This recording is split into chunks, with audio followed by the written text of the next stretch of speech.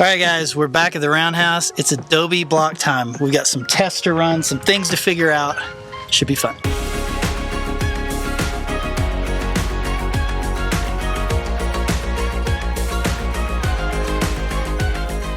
Where did we leave the people last, babe?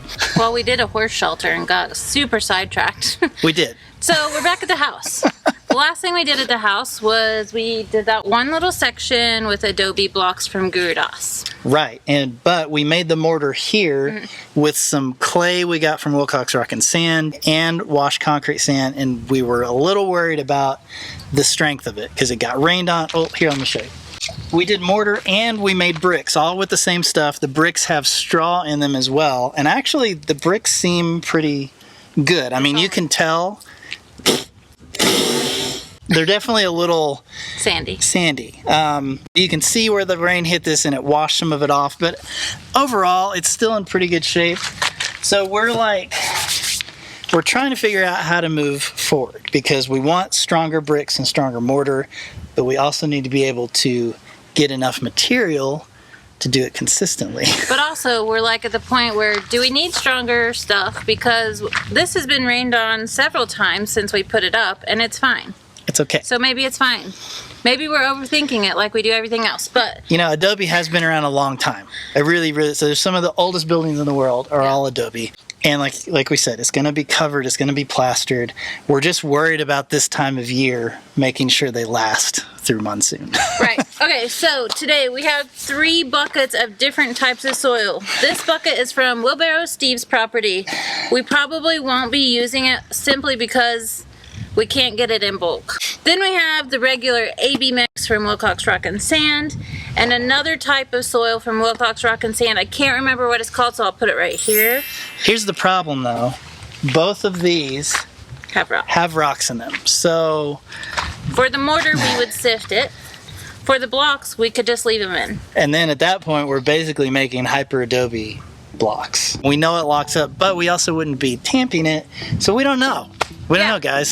So today we have a mold with 3 bricks that we can make. So we're going to do all 3 different types. We're also going to sift some out as mortar, and then we'll see what it looks like in the morning and make a decision and get material here so we can continue working on this house. Hey, just a quick PSA. We had a weird software bug with our microphone in this episode. We had already recorded it. We didn't realize it till afterwards. And some of the audio in this video is rough. We're really sorry about it. We're talking to the microphone company, trying to figure out what is going on. Hopefully we'll have it fixed by next time. But just so you know, we know it sounds bad and we're sorry. This bucket right here is from Wheelbarrow Steve's property. Wheelbarrow Man. Steve the Wheelbarrow. Yeah. We are going to just sift it. I know I'm not going to use this simply because I don't have, a way to bring in like 100 tons of it. We just, we don't want to dig up a huge hole in this yard. Yeah. But this is really great stuff. It is very clay heavy. He has caliche in his soil. It's really good stuff. It would be great to build with. And I wish that we could. So I'm just gonna sift a little bit for like a mortar line and just see what it looks like. I've already experimented here with little tiny balls. It feels really good when it's wet. This would be really great for plaster work. But what if it's too clay heavy and then it just cracks? Or you put sand in it. You'd add stuff to this. And obviously if we go into full production mode, we'll be getting our big sifter that, do you remember the guy's name? I can't remember his name. Somebody made us this amazing sifter 4 years ago. We haven't been able to use it very much. But it will come in really, really handy if we end up having to sift all of our AB mix, which... It's also big enough that we could borrow our neighbor's tractor, sift a whole bunch in one day. Right, and then we just, give the tractor back. And right. That's the thing, I don't want to introduce a whole other labor step. Yeah. We're trying to do this as quickly and efficiently as possible with as minimal steps and labor as possible. And I don't want to introduce an extra step that we got to do by hand. All right, here's Steve's mix. Sifted mix. So we're going to leave that there and see what it looks like tomorrow. Next we have this mystery soil. I cannot remember the name of it. I will put it here again. We're gonna sift this because I think this would make really great stuff. No. Yeah, it looks weird. Yeah. Can't tell what's It feels a little salty to me. And I thought he said it had more clay in it. Maybe but it has I can't more remember. sand. It looks sandy to me.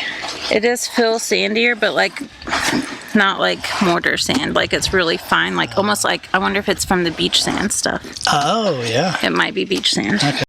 Oh no. All right, so we have Steve's. That was the first one.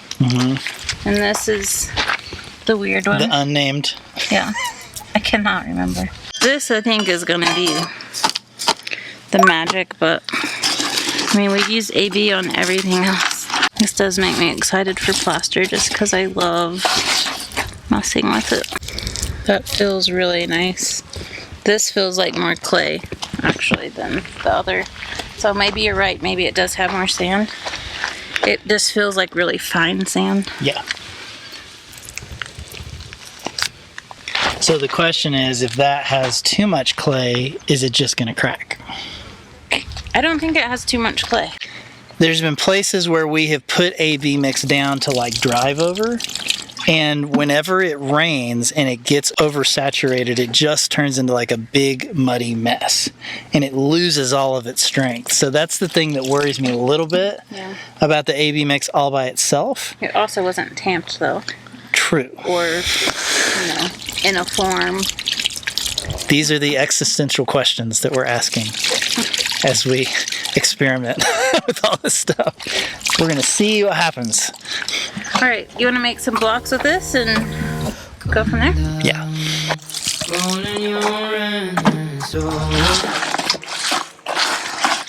I see it come down, calling your innocence. Learn how, learn how to let it go. You better learn how, learn how to let it go.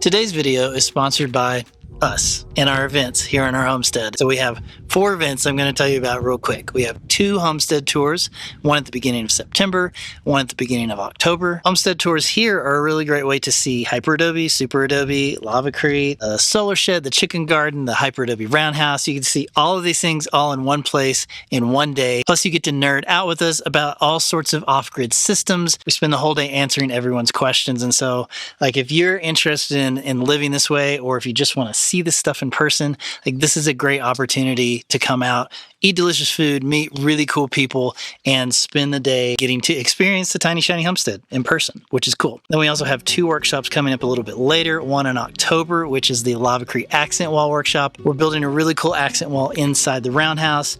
Paul Schwam and Guru Das are going to be here, so you'll get some hands-on experience with lavacrete. You'll get to see how to like run utilities and outlets and like do cool 3D recess stuff. Like it's going to be a really fun little project. It's not going to be a ton of physical labor because it's not that big of a wall. It'll be a good way to like get hands-on without wearing yourself out. So on the flip side of that, we have the Hyper Adobe and Lavacrete workshop in November, and so we're actually going to, and I'll just flip you around right here. Right over there, we're going to be building another wall, but we're going to build it with hyperadobe and then clad it with lavacrete. So this will be a little more work. We got a lot of wall to lay with hyperadobe, so if you've been wanting to get some hands-on with how to mix and compact and lay those bags, this will be really good. And then also get some hands-on with some lavacrete and how to build those forms and put the rebar in. And Paul and Guru Das will also be back, so if you have specific questions for them, they're great resources to have on hand. Anyway, like I said, 4 events. You can can go to tinyshinyhome.com/events and you can see them all, and you can choose which one you want to learn more about and to sign up for and to register for. So we would love to see you here. Come hang out, eat delicious food, meet cool people, see cool stuff. tinyshinyhome.com/events. Love from the first light. I was taking you, stirred from a dream. You were not yet awakened. I knew this feeling would stay. Good morning, friends. We're back out. We're going to look at our 3 test mixes. So first was the heavy clay caliche content. It's got a little bit of strength to it. It's not bad, but it did kind of break off pretty easily. The beach sand one looked really solid. I've already broken it here. It looked really solid when it was one piece, but then as soon as I just put a little pressure on it, like, look at that. That is not... It's also very sandy. Way too sandy, yeah. And then the AB mix, which we broke off, we know what this does. It takes a lot more force to break it. So I think probably AB mix is going to be the way. The only thing I don't like about that is that we have to sift it for the mortar mix. But yeah, it's definitely more structural for sure. It did have some cracking in it because it has a lot of clay. But again, I don't think cracking is an issue. I think it'll be fine. Yeah, I think it'll be fine. And we won't know for sure on the bricks. I just took this form off this morning. This beach sand one looked really good, but it's so soft. Like, I mean, I guess they're both still soft. They're pretty wet still. But it's really clean looking. I don't think it's gonna be structural at all. I feel like it's gonna be like that mortar mix where it looks really good and then you just put a little pressure on it and it'll just break. That's my theory. Although there is straw in it, so maybe not. Who knows? We'll see. Who knows? Anyway, we're gonna let these dry and see how they do. In the meantime, we're gonna go back up there and start laying some bricks. And using the original mortar mix for now? Yeah, because that's all we really have, and it seems like it's okay. And then we'll get some AB mix here and we'll work on switching over.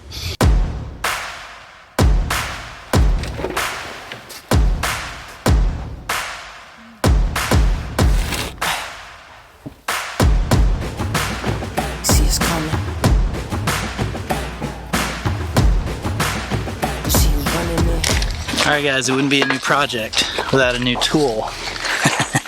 This is the Makita DS4012, not to be confused with the 4011, which we learned pretty quickly on the internet. You don't want the 11, you want the 12, because the 12 can go both ways, forward and backwards, and it's variable speed, which is perfect for plaster and mortar mixing. So this is going to make our job way easier.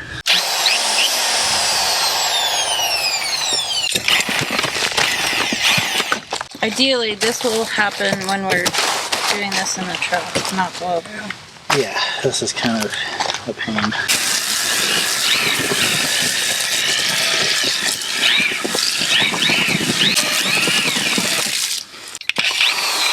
Alright, let's do the rest of the hoe. It's too hard because the edges aren't flat. It just keeps catching and bouncing everywhere.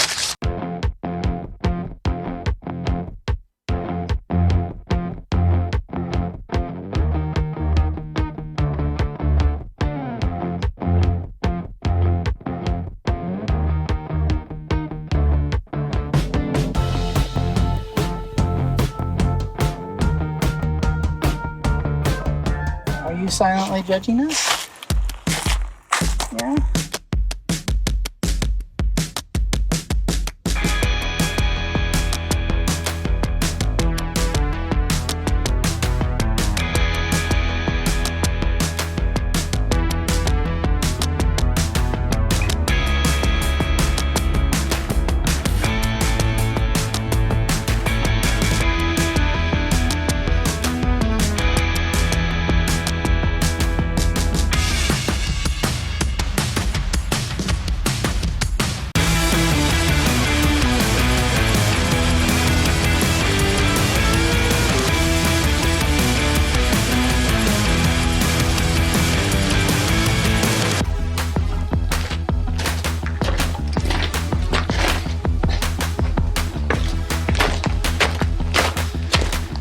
really having to like relearn our process here. We're used to moving so fast when we're doing earth bags because we're trying to get the mix in when it's at a certain like moisture level and then get it compacted before it dries out too much. And like this stuff, it's already pre-made. We don't have to rush. We gotta slow down a little, one block at a time. It feels weird because we're used to like busting it, but I think long term we're gonna end up moving faster by moving slower. Does that make sense? That's my theory. My theory is if we take our time, we're never gonna get them. I think if we move too fast, we're gonna get burned out. I think doing the same thing over and over for too many days, you get burned out. But you're probably right.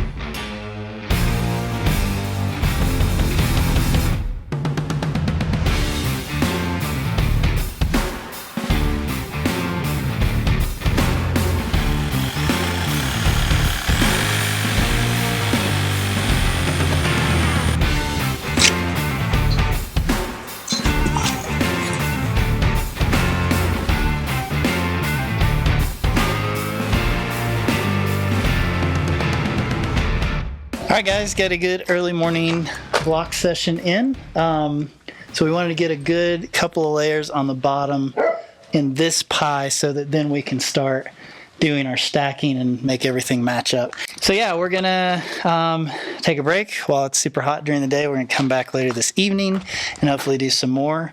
And then I'm hoping that we can use all that straw in the big metal tub and get ourselves like a huge brick mix and then set all those bricks and then get that thing cleaned out so that we can do the mortar with our big tool, because doing it by hand is a huge pain and time sucks. So anyway, that's it for now.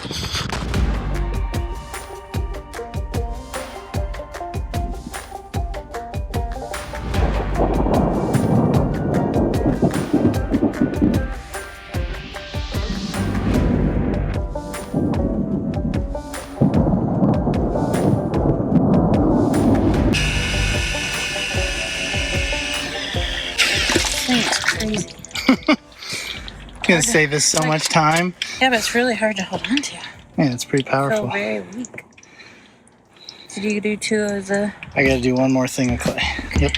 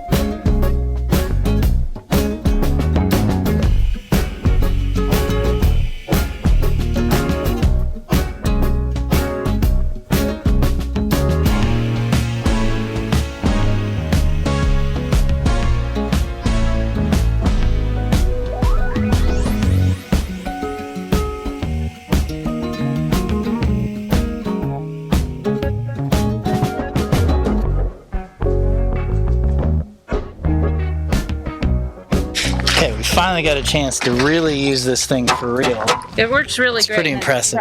Our problem is we ran out of straw. We don't have enough straw, but we are just going to put a little bit of water on top, put plastic over it, and we will get straw tomorrow and finish. And then we can like make all this in bricks and see how much it makes. Right, like doing it like this Saves us is so way less like manual labor. Yeah. We can just, I mean, you still have to shovel it in there, but like, that took hardly any time to mix that up. and that's going to be decent, probably, what do you think, That's 20 probably bricks?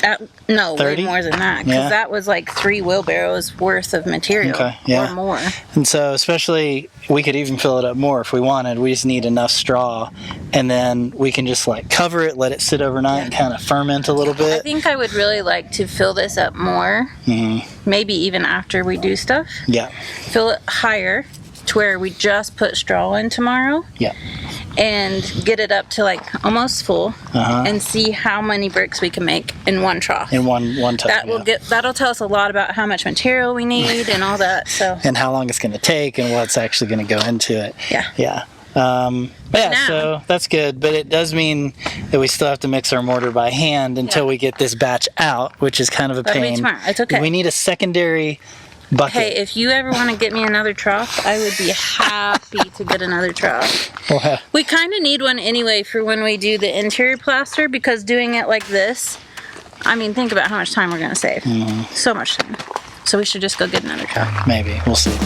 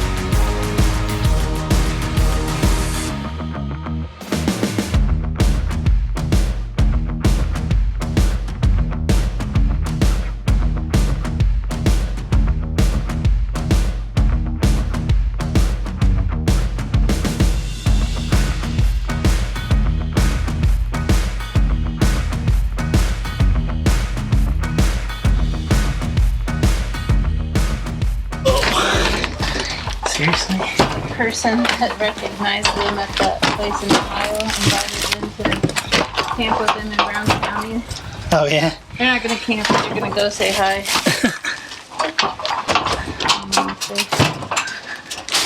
Do you have any mortar? Far from all the things I left behind, I hear the call of restless skies, the dreams I couldn't chase, the moments I can face. The streets unfold into the night, and woven dreams escape my sight. The winds hum through the pines, a name that still entwines. The city is asleep, moonlight caught so deep, footsteps dragging slow, in cold air on my skin. It's pulling me back in. The silence starts to sing, I feel the stillness grow, surrender into light that pierces through the night.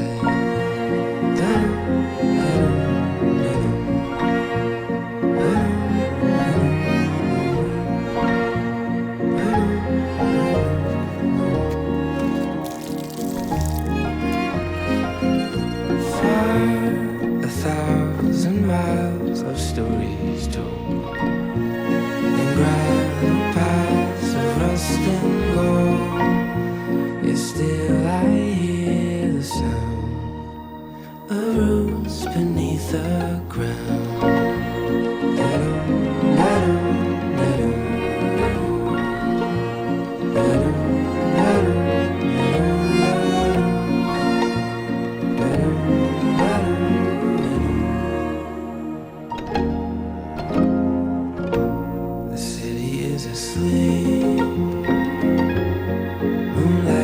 Hey, do you want to see something cool? Behind the scenes here, I have been working on building a legit floor plan of the roundhouse, where every outlet and vent and light and fan and plumbing fixture and water line and propane line and drain line, where all of it is going to go. We're finally getting to that point where we need to know exactly where things will live, how they will get from point A to point B to maybe point C.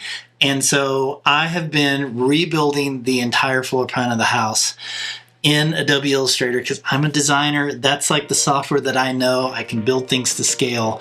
So I'm going to give you just a quick tour of my floor plan because I've been working really hard on it. I want to show it to you. Okay, so here's the deal. We start with an old drum. This is very old, like we are halfway up the windows in this shot. Matching up the walls was tricky. I had to do a combination of trying to match to the drone picture and then also from actual measurements that we got off of the roundhouse. So this shows where all of the doors and the windows are. You can see there's a few doors that are kind of floating in space because we haven't put them in yet. That's because we haven't done our framed walls. So here's where all of our framed walls are going to come into play. Most of them will be used to separate between the bedrooms, but then we're also going to be doing like some framed walls along the back of some existing walls. I'll go ahead and throw in our appliances here. You can see in this section, this is the utility room, right? So this is actually going to be where everything originates in the house, and the trench from the Lava Creek utility building comes in here. So we'll bring in power and water and internet into this area. Now, maybe this would be a good point to show you what our Adobe walls are going to look like. So we turn those on. You can start to see why we didn't go full width with these Adobe bricks, because we have to get every single wire and water line and networking line from this area to all these other parts of the house. And so this will allow us to run up in the framed wall and then into this sort of little chase here and then down into a framed wall to wherever we need to go. We can also turn on our counters and cabinets. If you're new here, a long time ago we did already put all of the plumbing in the ground under the foundation. So this is what that looks like, and this line over here goes over to the septic, and then everything else is already plumbed into place and it's stubbed up through the ground. We've got plumbing fixtures, so we can turn all those on. You can see we've got sinks and toilets and showers.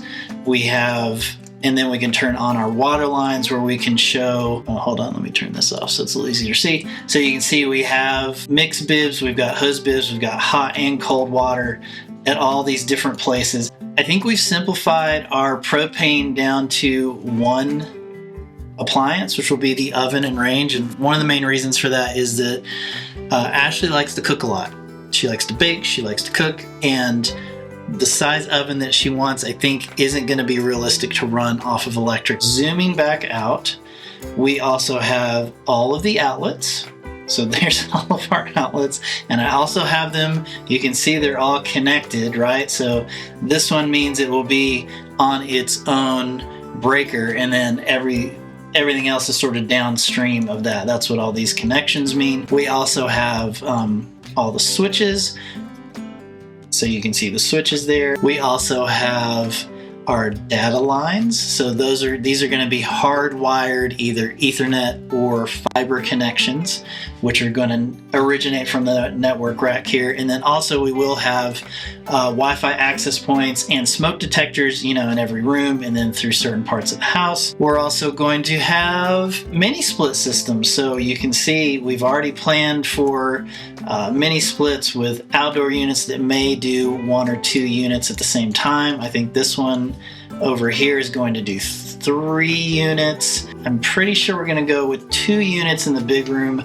because it is so big. Speaking of that, if you're wondering how many square feet the house is, I also did that. So I came in here and I redrew each floor area of each room. So basically we ended up at about 2,400 square feet of interior walkable space, not including the earthbag walls, not including the framed walls. Like, this is just the spot where you can walk around and do stuff in, right? So venting is really the only thing that we need to consider as we build these Adobe walls. And so a lot of these vents are going to go straight up to the roof or through the framed walls. So you can see, we've got our dryer vent that's going to go up there. We've got some plumbing vents. We are also going to put in an ERV, or a recovery, what do those stand for? Energy recovery ventilator system in this big room. And so that means we're going to have 1 unit here and 1 unit here. So as we build these block walls up, we're going to need to leave a 6-inch diameter space for that. And we're also, I think we're mostly done with our lights. and fans and stuff like that. Now, the other fun thing is that I have also built out the entire roof structure. So that is eventually what the roof structure is going to look like. And then we're also in the process of trying to figure out how to plan and get quotes for the actual panels that will go on it. Yeah, that's what I've been working on. And it finally feels like it's getting somewhere, and it's really helping inform us. So once we get past the adobe walls and we start getting the roof on and we get the floor poured, we're gonna know where all these utilities go.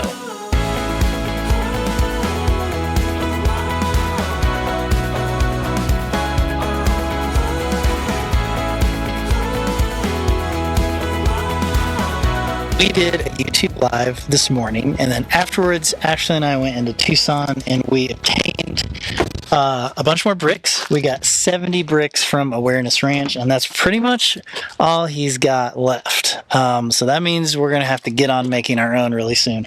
We also got some straw because, as you remember yesterday, we were trying to mix our own brick mix, block mix, and we didn't have enough straw. So we got a bunch of straw, and we're, like I said, we're getting ready to ramp up production. So I'm going to get the straw out of here, and then I'm going to unload all these adobe blocks. Now, trying to think ahead a little bit, trying to be a little bit smarter. So instead of just loading them onto the ground, I'm going to go ahead and load them into these two windows here, because these are the next sections of wall that we're going to be working on. That way we're only having to move them, well, we have to move them from the window up to that wall, but anyway, it'd be one less time, right? If we can just go from here to here and not from there to there to there to there. So we'll get those blocks moved, and then we'll get the straw in here, make a bunch of bricks, and then see how they turn out.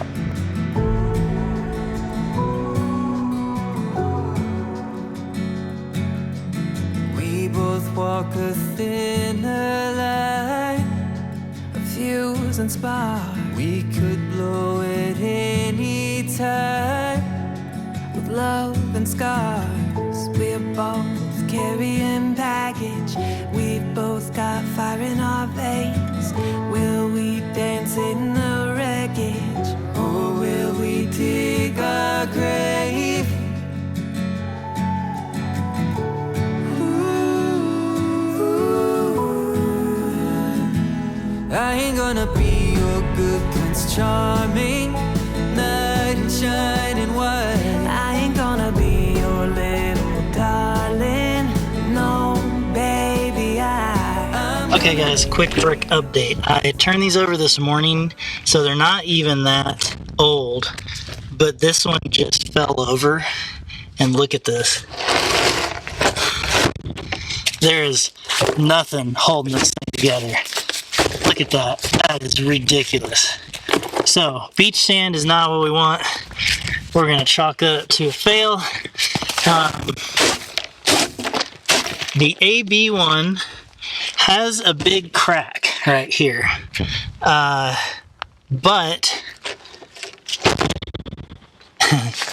sorry to shake the camera, but it's still like, I can't break it. So we're gonna let this one keep curing, and then we'll make our final decision whether we bring in AB for the bricks or we just keep using the other stuff, you know? Like, I know we said we were worried about it being silty, but like, the bricks that we made, they seemed really solid, and even going to pick up these bricks from Guru Das today, I think they got a big rain last night, and so, you know, these are all looking pretty rough. There's a lot of straw visible. There's a lot of melted material around them when we picked them up. So, you know, maybe we're just overthinking this. Like, if they get wet and a little bit washes off, it's not a big deal because we're going to plaster it and we're going to roof it. So I don't know. We're just still in our heads a little bit. But I think once this cures for a few more days, we can make a more informed decision about which way to move forward. The pros of sticking with this is that the material is way cheaper and we don't have to sift it, but it is siltier, and, you know, like, you can brush stuff off of it. Like, it's just not as solid. The pros of this is that it is much harder, like nothing's flaking off that, but it does mean that we have to sift it for the mortar, not for the bricks. We can leave the stones in for the brick. But I think we want to stick with one material for either. Like, we don't want to do our mortar with this clay material over here that's silty and then stick it to the AB mix. Like, I think we want to keep it all the same if we can. So anyway, experiment almost done, decision almost made. And now that we've got this big batch, we're going to throw the straw in here in a few minutes, mix this up and make a bunch more bricks. And that'll also really help us see at a little bit more scale whether this mix is going to be a problem or not. Good evening. We are back and hopefully making some adobe blocks this evening. We have rain to the south of us and lightning and storms, but it looks like it's going to pass by without hitting us. We forgot to get a tarp. We were going to get a tarp so we could cover the bricks that we make, but I think we're safe for tonight. We'll get a tarp another day. So the next thing we have to do, we have this trough filled about halfway with our clay and sand and a little bit of straw, but we went and got more bales, so we're going to add more straw to it and make as many blocks as we can with a half a tank of mud. And that will give us a better idea of how many blocks we can make with a full tank and how much material we need to be getting. All right? Yeah, that's the plan. See ya.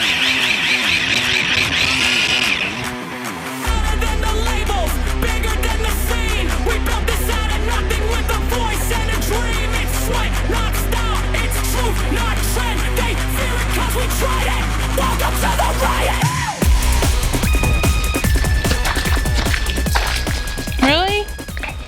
Seriously? What? Dude. Can I give my love away, even if it's my mistake? I go